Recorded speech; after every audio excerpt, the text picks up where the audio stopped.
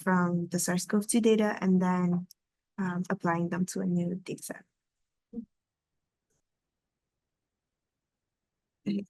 And so we start off with an introduction on the kind of tissue that we'll be working on. So we know that there is heterogeneity in cells, and like when you look at one tissue sample, there's heterogeneity, and this is especially evident in blood samples where we have immune cells, we have red blood cells, and we have other kinds of cells as well. And single-cell genomics is fantastic because it helps you identify new cell types based on the clusters that are formed. And so we're able to look at specific, and like we're able to hone in on specific cell types within the blood, for example. And based on the current biological understanding, we are able to decipher the probable cell type variety using differences in gene expression across the clusters identified, and then sort of be able to draw more conclusive answers about what these cell types are. And so focusing specifically on peripheral blood mononuclear cells, also known as PBMCs, it is understood that this group of immune cells are active during immune responses. And so my project entailed a lot of computational analysis of the PBMCs from gene markers of specific immune cell types to differentially express genes in other cell types. And so the first paper that sort of motivated our project was the Jiang Bi et al. Paper. And that paper analyzed PBMCs from patients before and after SARS-CoV-2 vaccination. And they observed two distinct subpopulations of CD8 T cells that emerged post-vaccination. And they called those cells group A and group B. Both subpopulations showed upregulated markers associated with antigen-specific activation responses. And then group B showed additional upregulation of cycling genes. And so because these populations increased so much post-vaccination, they're thought to be very important to vaccine immune response. And so finding these results, we wondered the prospects of these two subpopulations in other disease contexts. And we were able to find the Lumo et al. Paper, which made this really interesting because their paper also highlighted a CD8 T cell population in oral cavity cancer study.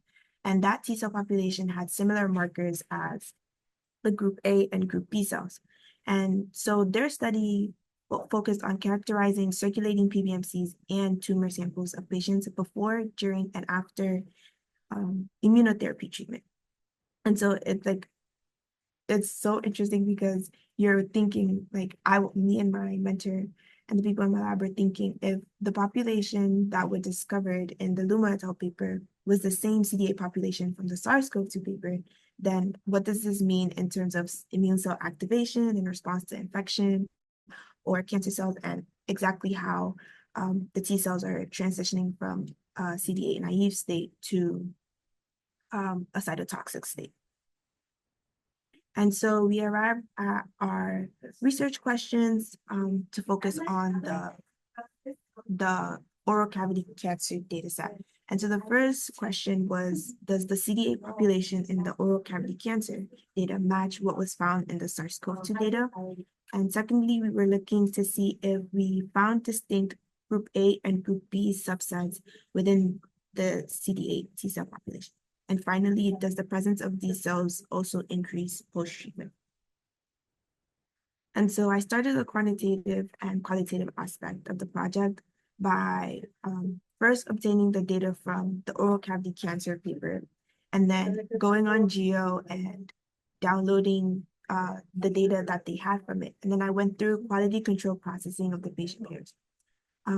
Then I applied standard Seurat workflows, including the generation of PCA and HuBMAP dimensional reductions to be able to better analyze the data. And then to see if we could match the special CD8 T cell populations from the SARS-CoV-2 data to this oral cavity cancer data, we used reference-based mapping. And this special technique allows us to use the cell annotation labels from the SARS-CoV-2 data to then map the cells in the oral cavity cancer data. And then finally, we got our maps and we analyzed the populations that we observed. And so the first example that I show here is circulating PBMCs from patients 1 and patients 2. And so here on the left-hand side, you can see a HuBMAP for these 2 patients. And the reference mapping identified both group A and group B cells, as you see in the red box. So the red box is group A cells, and then the blue box is group B cells. And you see like you're able to more clearly identify them as specific clusters, which we thought was really neat. And then we can verify that those cells show the same markers as the ones in the SARS-CoV-2 paper by looking at the RNA expression in the heat maps.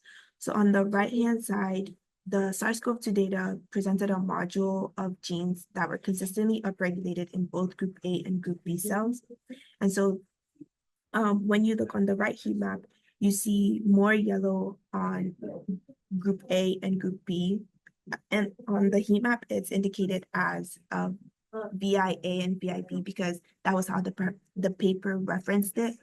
But it's indicating group A and group B. And you see more yellow, which signifies upregulation. And then they also found cell cycling genes that were found only in group B. And so if you look on the same heat map, you see that there's more yellow on group B's section for the cell cycling genes. And so to check if the group A and group B that were identified in the patients match the profiles, we compare the presence of these modular genes. And as you can see, there's consistency in upregulation in the left heat map for the oral cavity cancer PBMCs. And so we repeated this process for other samples PBMCs, and we found similar results that we put together in this table. And the result that we found was that group A and group B cells were found in all patients, but interestingly, there's systematically more group A cells than group B cells in nearly all the patients. And so far we've answered the first 2 research questions that were posed, which are, does the CD8 T cell population in the oral cavity cancer data match what was found in the SARS-CoV-2 data? And the answer is yes, as we saw in the reference map that showed the CD8 T cell population being projected onto the oral cavity cancer data. And then our second question, do we see both group A and group B subsets within this population? And again, yes, we do find them, as you see specific clusters in those HuBMAPs, but we did find that there were more group A than group B cells. And so now thinking more about our third question, which is, does the presence of these cells increase post-treatment? We can look at these 2 graphs that are shown here. And the graphs pretty much break down the proportion of group A cells out of all CD8s in each patient across 3 time points. And the time points that are looked at here are pre-treatment, during treatment, and post-treatment. And this is all in regard to the immunotherapy treatment. And so here we focus on group A, since there were more group A cells and fewer group B cells across the board. And the general trend that's shown here is that group A cells increase post-treatment, with the exception of a few patients. And so if you look on the left graph, you see all the patients increasing, whether that's a significant increase, like in patient 1 and 2, or a sort of gradual increase. But then we did find the exception of a few patients that didn't respond so well. But all this to say, the immune cells must probably be responding similarly to increased group A cells in these samples, as well as the SARS-CoV-2 samples. And again, There is patient heterogeneity here. So for example, patient 10 and 13 showed a decrease post-treatment, and patient 14 just consistently has very few group A cells across all time points. But the general trend is that there's an increase post-treatment of group A cells. And then we looked at patients 13 and 14, which we had post-treatment tumor samples for, and we found both group A and group B cells in these tumors, and again, see a match in the RNA expression when compared to the SARS-CoV-2 data. Interestingly, however, all the group A and B cells that were identified here came from patient 14 with none from patient 13, as you see in the table below, the lower table. And so you may be wondering, like, why? Like, why are we seeing such high? Why are only the group A and B cells coming from patient 14 when there's a consistently low number of these cells in patient 14's PBMC sample? And I say this with heavy precaution, but one possible explanation that we came up with is that this may be a result of the PBMs of the immune cells infiltrating the tumor and remaining there rather than escaping and just circulating the blood. And so now we've answered our third question, which is, does the presence of these cells also increase post-treatment? And the answer is yes, this is found for most patients. So some conclusions that we drew from this project were that both subsets of CD8 T cells are responsive to SARS-CoV-2 vaccine, but especially group A were also found in the oral cavity cancer dataset. As a result, these cells may be important in the immune response to both fighting an infection and killing cancer cells. In general, there's an upward trend of the presence of group A cells increasing post-treatment, although there is certainly some patient variability. And finally, there's at least some evidence that the presence of these cells in the tumor may differ from the presence in circulating PBMCs for the same patients. In the future, I think it would be interesting to compare the presence of the two CD8 subpopulations in other disease data sets that involve heavy immune response, or further look into the samples from the oral cavity cancer data set to find reasons for the patient variability. And another future project that could be done would be investigating the differences between the group A in the PBMCs and group A in the tumor samples via RNA expression. So that was for like the more biological aspect.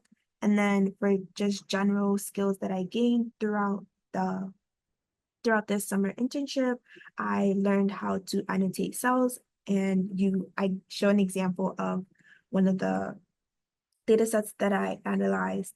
And on the left image, you see them they're just clustered, and then on the right side, after finding differentially expressed genes and seeing